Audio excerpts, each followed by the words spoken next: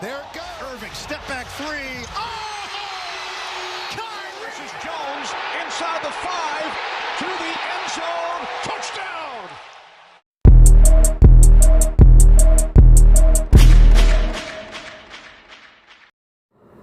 So with the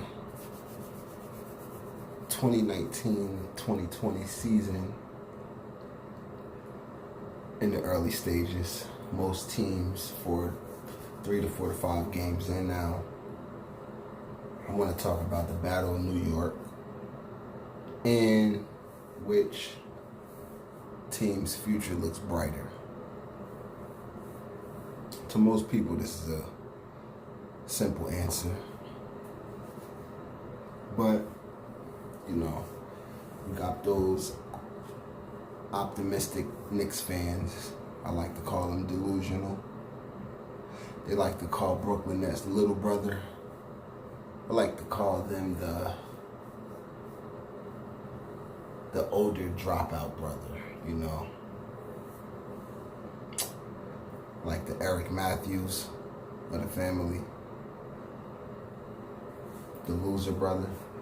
Anyway, let's really break it down in depth. Who has the better future? We can start at the top with ownership.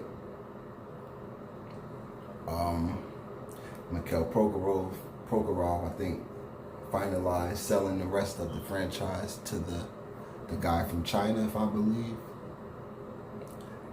versus James Dolan. James Doodoo. Any Knicks fan should relate with that because he's been driving the franchise into the ground since I can remember starting watching basketball.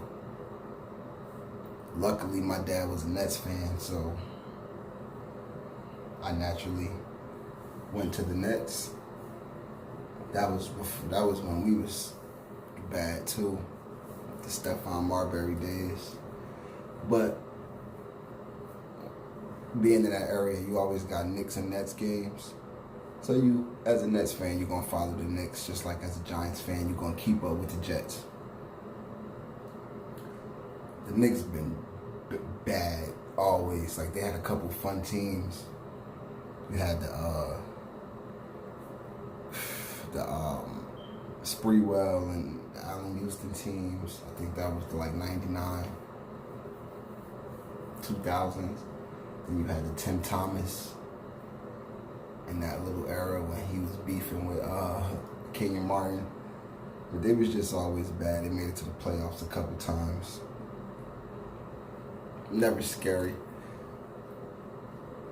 In my opinion, I think the best Knicks team was when Amari first got there, when he was playing really, really well, before Melo came and messed up the team. So you got James Dolan, who you shouldn't have, who any Knicks fan should have zero hope in. Because as a Knicks fan, you should know your organization is content with the position it's in because you guys are going to go buy the tickets regardless. Maybe that'll change with the little brothers invading New York, but you know, you got a lot of idiots who's going to still go buy the tickets always. Don't have much to say about this new owner. You know, his first moves that he gets credit for, bringing Kyrie and KD, was great. So right there you see he's willing to take chances and spend money.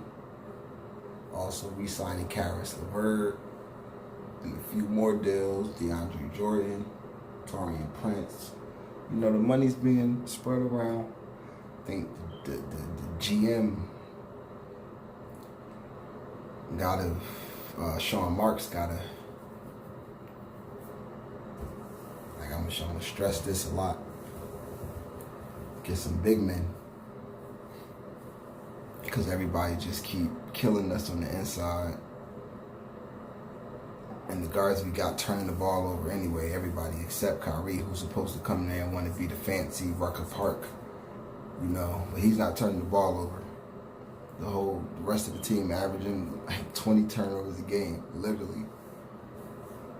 Anyway, GM, owner, I'm giving it to the Nets, even though I don't have no, besides pretty much everything he's done so far is great. Everything Dolan done has been trash.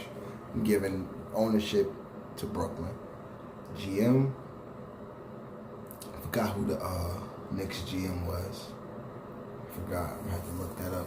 I might edit in the video.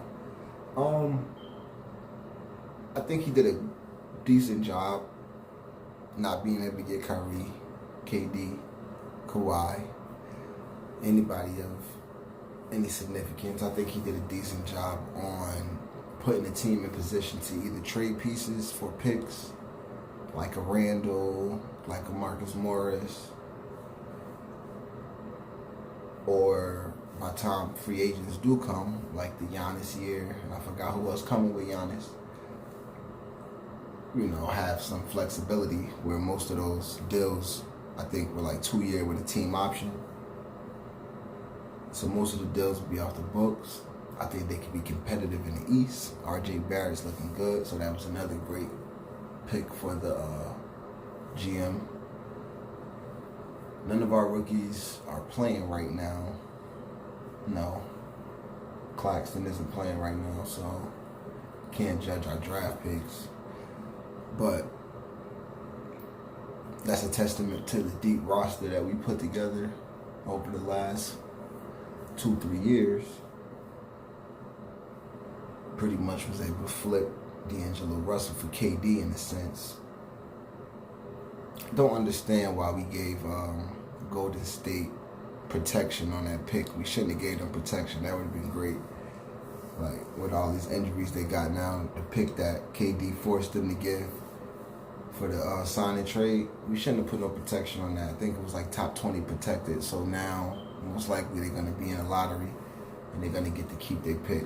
We shouldn't have, because if I understand it right, KD could have just signed with us and didn't allow Golden State to get D'Angelo Russell anyway. So they Marks kind of blew that deal. Should have made it top 5, top 10 at least protected. That would have gave us another asset.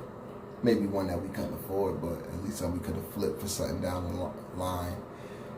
God forbid, KD doesn't work out, goes down again.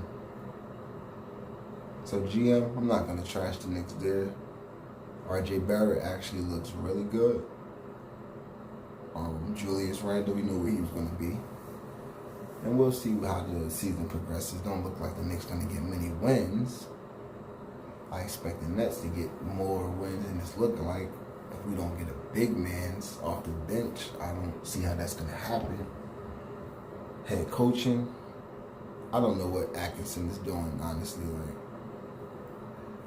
from the last time I looked at the stats, we were averaging the most points in the league, but I think giving up the most, turning the ball over the most, like, I would start Kyrie and Dinwiddie.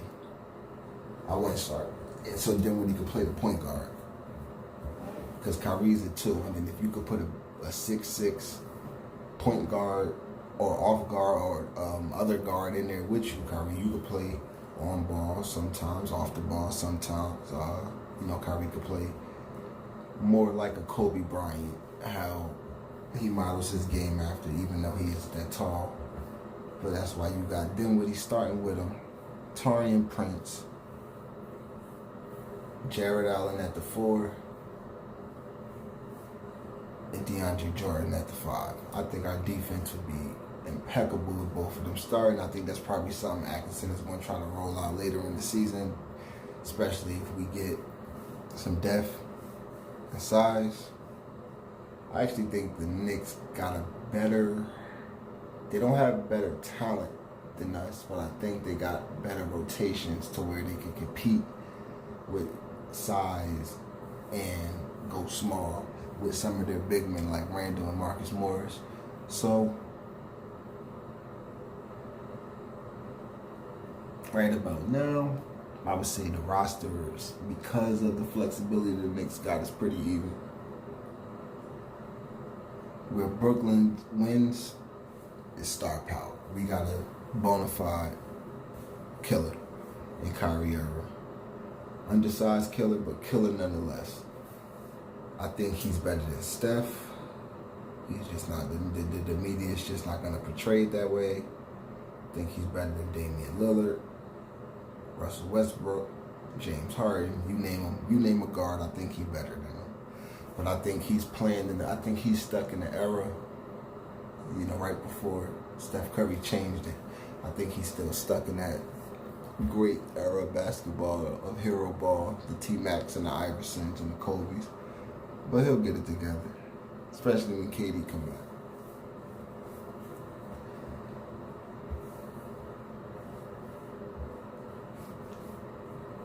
Honestly, I think the best case scenario for the Knicks is R.J. Barrett becomes an all-star by year 2. Julius Randle becomes he starts at least could put up superstar numbers in the East and be a perennial all-star. Mitchell Robinson turns into a defensive juggernaut. And Dennis Smith pans out. And even with all of that, second round of the playoffs. With the Nets, the biggest upside is championship window. Period, point blank. Period, point blank. KD comes back, I think, at 70, anywhere from 70 to 100%. I think it's a wrap. I think we I love all our players, but I think eventually we get rid of either LeVert or Dinwiddie for another for somebody with size who could score the ball. Somebody with size who could score the ball, like sorry to put a name on it right now. I think a trade with the Knicks would be great, maybe for Julius Randle or something like that. But that's looking ahead, probably to the trade deadline.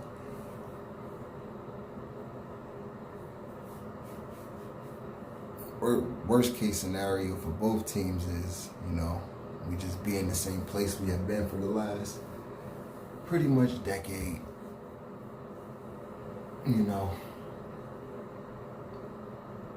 The Nets always get a point guard that make you think things might change.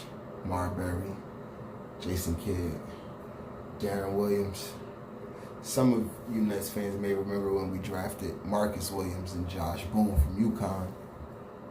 And now Kyrie. I think Kyrie is the most talented of them all. Jason Kidd is my favorite player of all time, though. But I think Kyrie the most talented of them all. Let's see where he takes us. Knicks fans, your hopes rely on R.J. Barrett, who looks good. Let's see how he pans out. I'm going Nets. Have the better future.